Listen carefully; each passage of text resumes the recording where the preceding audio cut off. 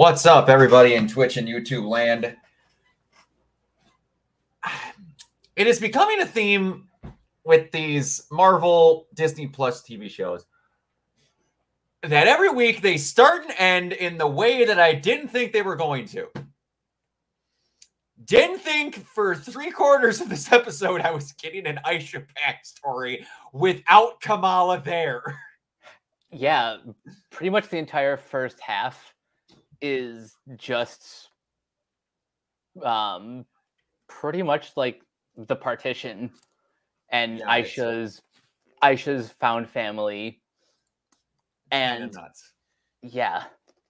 And it was honestly kind of beautiful. I genuinely forgot for a second that I was watching a Marvel superhero show because they they injected so much real world history into the backstory.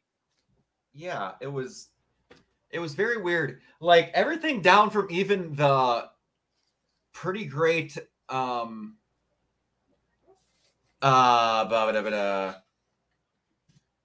my brain's blanking. The like History Channel intro thing. Yep. That was awesome. I was generally like, what is this? It was so cool. They treated it with like genuine respect, and like there wasn't any like jokes, there was no nothing. It was all very serious. It was certainly tonally different from what you would expect from the Marvel version of the partition. Yeah, and it's one of those things where because the partition is not something that got brought up when I was in school, or if it did, it was so brief to where it does not click in my memory. Same. And it's getting to the point of where I really want to look at this. It has no bearing on my life whatsoever, but it's seeming like it's just something worth like at least having a grasp on, again, what the hell the world can come to in certain situations. Yeah, because we get about 2% of it in the show. It's made out to be a very big deal. Let's not beat around the bush. It's made to be one of the most, if not the most important events in almost all of Kamala's family's lives. But they give it enough reverence and importance, but still move on with the show. It's a very well-handled subject. Agreed. They keep it within plot, but make sure to not make it seem like an afterthought. What's her name?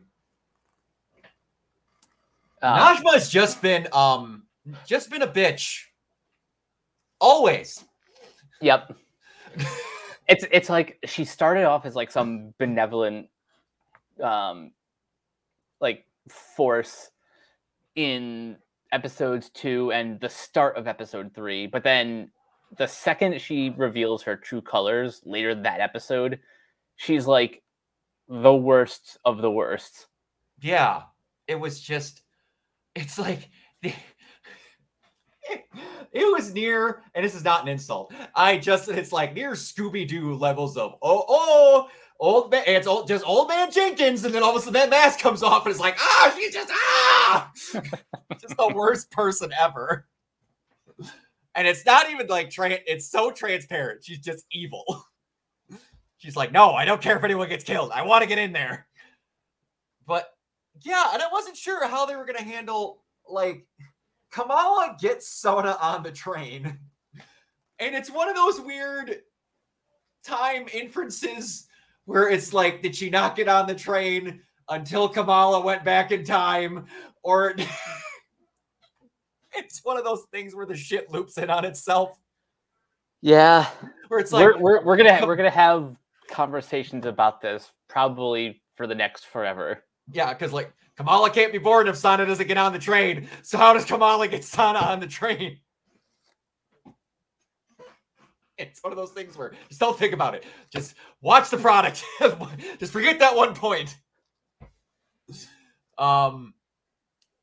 Yeah, and we get the one question I had was like, what's going on in present day when this is happening? The correct answer would be jack of shit, because I guess they all knocked themselves out. We're all seeing that. And I mean, clearly enough time has passed. Like, Kamala's family is worried, or at least the mother. Yeah. I love how she's so out of date on technology. She's like, you can track the phone. It's like, it's a common thing. How am I just hearing about this? I'm one of the most overprotective mothers on the planet, and none of you told me. Yes, honey. That is why we didn't tell you. But yeah, I guess it just like eco blasted them out. And then, hey Manny, what's up, buddy? And yeah, so I don't know how the next episode's gonna fly, obviously. But I know two things have to happen. One, we're gonna get more damage control. Yeah. And two, in the comics, Kamran is kind of sort of evil. Yeah. That's one thing I was getting at, because I appreciated the vintage Marvel intro also, Manny. That was a very nice touch. The thing is, it was alluded to that the veil busting open was gonna kind of be the big end of the world. It was gonna be the whole sixth episode was gonna be them dealing with the veil. 10 minutes left of this episode, the veil's shut. And she goes into, this is so weird, because they do a possible, Mike, you don't watch wrestling, so you might not know wrestling terms. Face and heels. Face is a good guy, heel is a bad guy. I know at least that much. Okay, yeah. So when you hear the term the face or heel turn, you're talking about they do a shift to try and make the audience feel either love or hate them. Yeah. And it's normally a big seismic shift. They don't just go, by the way, this time. Well, I shouldn't say that. Sometimes they do, because, oh boy, they like to write sometimes. You get Kamala explaining to her that you just saw one of your family get Ark of the Covenant in front of you. And you want to still go in there? They're dead. It didn't work. It's going to kill you. And then all of a sudden she's like, no, I can close it. I'm going to fix it. She's like, don't leave. You still have Cameron. And then you get this weird, okay, fake. He's like, no, I left him. Okay. Yeah, you made it so that the rest of the family was left. Don't do that again. So then we get this possible, we're meant to make her thinking she's having a face turn by shutting the veil, but then immediately it goes to Cameron and some energy shoots into him, and now he has the same thing. So part of my brain is thinking that she was like, oh yeah, I can somehow just use Cameron. I still do have him. So is she like veil possessing Cameron? Maybe. That is honestly a good question. Because, like, what other reason would the veil zap halfway across the country into the one person she was thinking about at the end of time? Unless she thinks the veil's going to open again and she somehow gave him powers. Part of me thinks that, like, Cameron's going to turn villain because he doesn't know his mom is in him. It's possible. Or she made the veil possess him somehow. I don't know. But this ending episode, I think, is either going to be, if somehow Cameron doesn't turn into a villain, somehow, It's going to be those two versus Damage Control?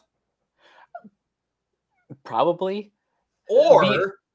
Or, well, I'm just kind of stuck on that as the option now because, you know, I thought that the clandestines were supposed to be the main villain, but again, we also mentioned last time that you don't just bring in Damage Control to do one thing and then not show up again. Yeah, and then like the other option is it's going to be those two versus Damage Control for the start, and then he possibly turns evil halfway through, and it's Damage Control trying to kill him while she's trying to save him from Damage Control. Those are the only two viable options I'm seeing. This is tough because the ending just like it gave us so many different possibilities. Yeah, and then let's not forget, Kamala is supposed to join up with the other Marvel-esque heroes. That was the other part of this I'm going to bring up is there is not really a reason to have Cameron be around anymore. She is going to be doing more important things when that movie comes around. Yep. So I'm going to be honest. When you have Photon, Captain Marvel, and Miss Marvel, you do not need Cameron. As much as I like this guy, you don't need him. So that begs the question, or two questions. One, does this mean Cameron does not survive the series, or is Cameron a part of something bigger that requires the two other Marvels to team up? I don't know. I have a feeling he's going to be part of causing something that attracts the other two. I got this itching bone in my body that he's not making it out of the series. Because I don't know. As much as I like that guy and the great job that he's doing, I have a feeling he's going to be the cause of something that jumpstarts her into that movie. The more I'm seeing this now, because of how the setup of how he got what's going on to him. I think that's starting to click. Yeah, and the other thing, remember how I mentioned last episode how I'm loving how she's getting her costume episode by episode? She got her sash and her lightning bolt emblem in this episode. Yeah, literally characters are making her costume for her as she goes along. I love this so much more than what Daredevil did, which was like, oh yeah, by the way, in the final episode, here's her costume, all fully formed. Yeah, like that did it. Gotham did it. Oh boy, did Gotham do a bad, because that costume was boof. And then, yeah, it's more natural. It feels awesome. Don't do this again. Let this be a cool Captain Marvel thing. Don't have it every episode. Maybe have like someone think of parts or have ideas, kind of like like most of the Spider-Man movies have done, and like in the comics where he's drawing it. Maybe do something close to where you saw ideas from stuff, but don't point blank do this again and something else, because this was really cool. Let this be the Miss Marvel thing. And I could be a complete moron, and this could have happened in her comic. I don't know. I don't know how she gets her costume. This could very much just be a thing they're doing. But if it is a brand new idea, I love it. I will have to ask people who've read the comic, like how accurate this, like that specific aspect is, because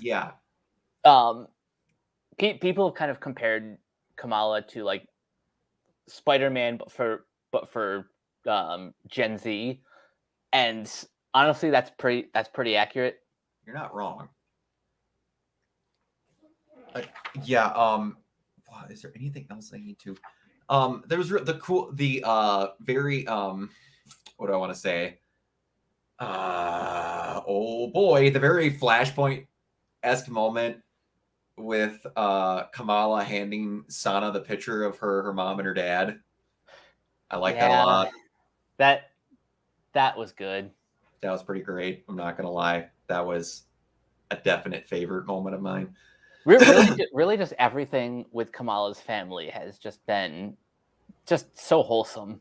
Yeah, there are fewer things in these Marvel net. Wow, I almost said Netflix. Oof, I've been looking a lot into things, and I've been watching that. Spoilers! I've been watching that Master of Puppets solo scene just over and over and over. It's so good. I can't wait to talk about it. It's so good that just the word Netflix just burned into my brain recently. But yeah, it's these Marvel TV shows have just one thing they've nailed the best is Kamala's family. Out of all the shows they've done, nailing Kamala's family has been one of the best things. My one complaint, and it's been something that the entire internet has been talking about, the fact that Marvel seems to be stuck on 6 episodes for each of these shows. I would very much like them to vary. Yeah, like even like the one actually the two that are the exceptions are WandaVision, which still, even when you total up the runtime, was like 6 hours, but it was 9 episodes. Yeah, and I think She-Hulk is 8 or maybe 9. Oh. I will double check. Okay. The thing, I don't know if I was talking about this with you or who I was talking about this with. The thing that I really liked about Stranger Things this year. 9. She-Hulk is 9. She-Hulk is 9. Okay, wow. They're gonna. Oh, that makes me wonder how much CG is gonna be in those. Anyway, topic for another time.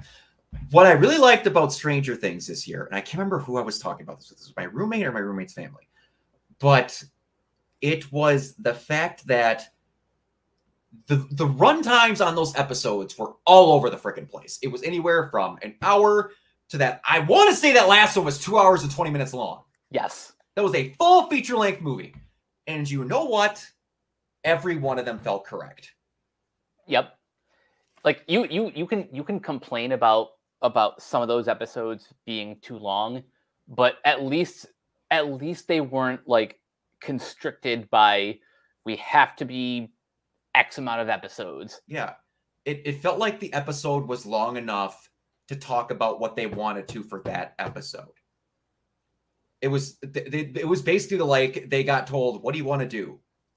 We want to put this storyline in. How long do you need? It needs to be about an hour and a half. Cool. You have an hour and a half. Don't cut anything. That's not a thing that happens. I'm very much for, did you need 20 minutes? Do 20 minutes. Did you need an hour and a half? Then do an hour and a half. Do you need an hour and a half? Do an hour and a half. It's let the length of the thing be whatever. Do not do the James Cameron, I'm an old man and don't understand what I'm saying, dumb statements. James, you don't understand the difference between watching something in a theater and being at home. Well, you could sit at home and watch 5 hours. So why can't you be in a theater for 3? Because I am paying to be there. And if I miss something, I have to pay again. I can do this. And go to the bathroom and then come back.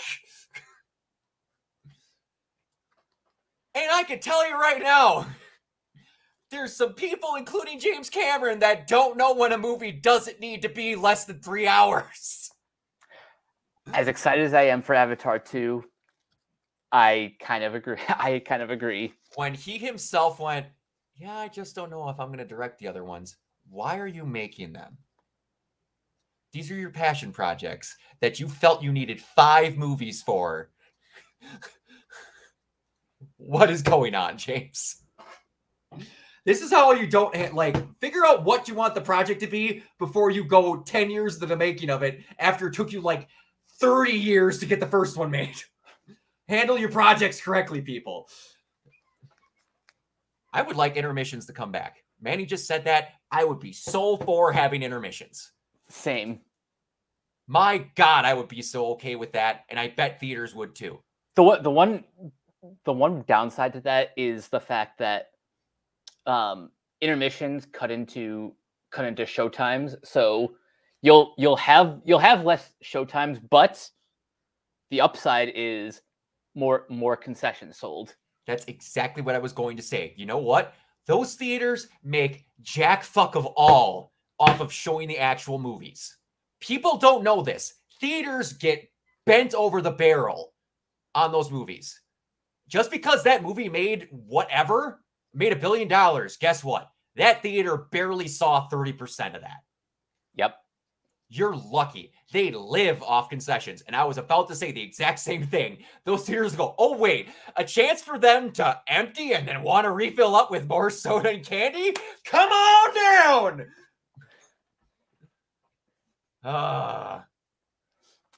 But getting back to Miss Marvel, this is like probably the worst example of a show getting really good, but then it's episode 5 out of 6, so they gotta like hurry and wrap things up. Yeah, they have to kind of, they're in the funnel, and then 5 happens, and you're done. We're done with the twister. You're finally at the funnel. You gotta get out of there. Like, I would have loved to see what like the Netflix version of this show would be. My brain has been so plugged now. Now that I've been on an extreme anime binge. And for everyone that does not know, the magical numbers for regular run animes are either 52, 25, or 12.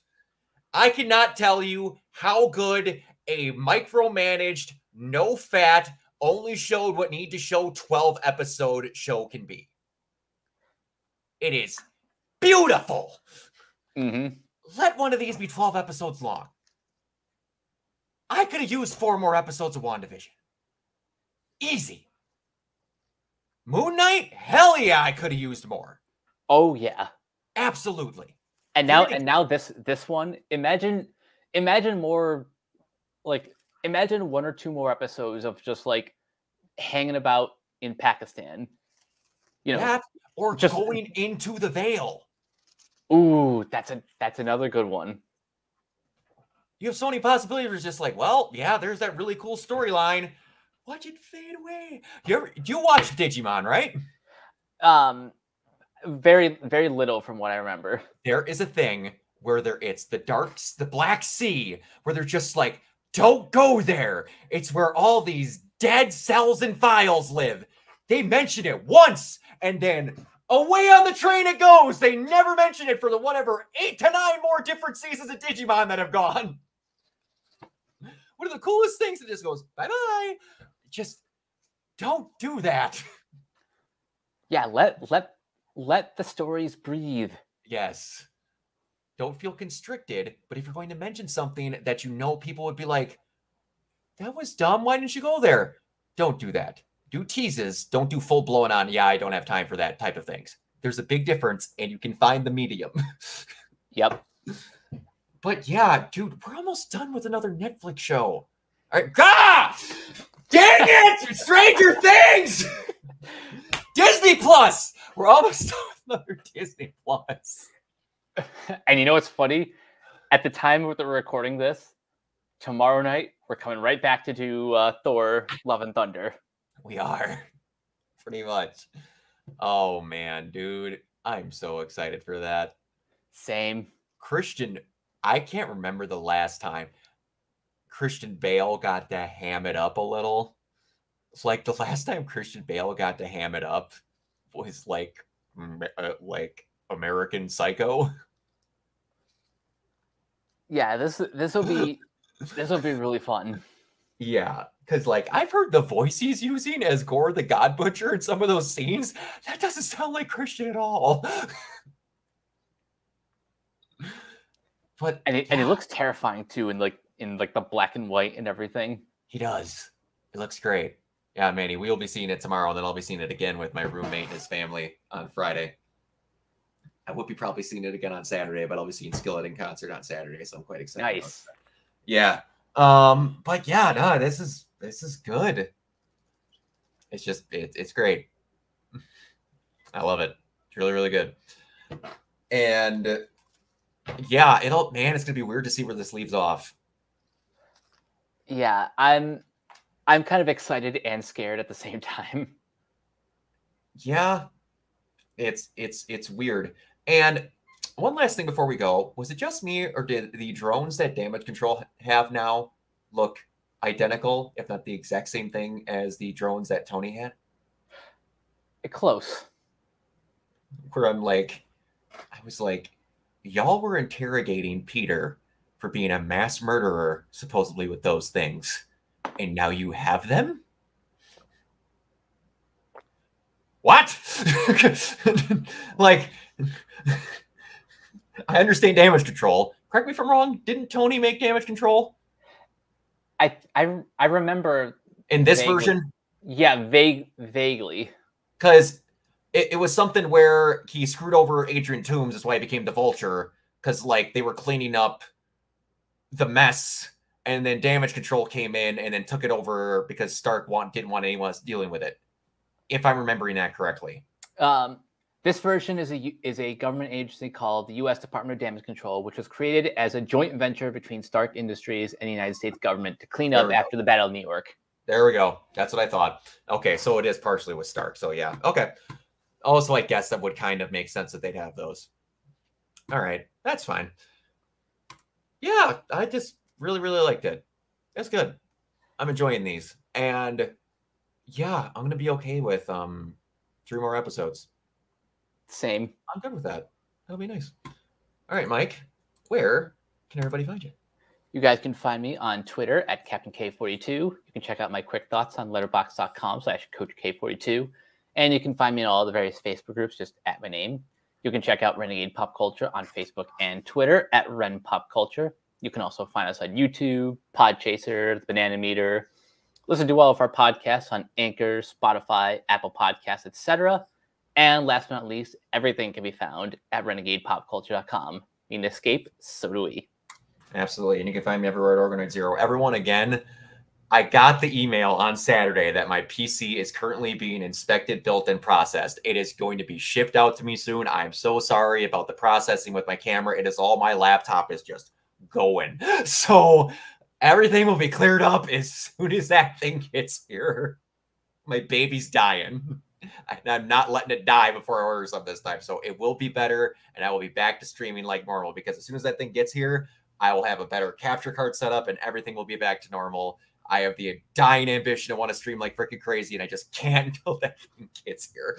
But all right, we will see you guys next time. Bye. Peace.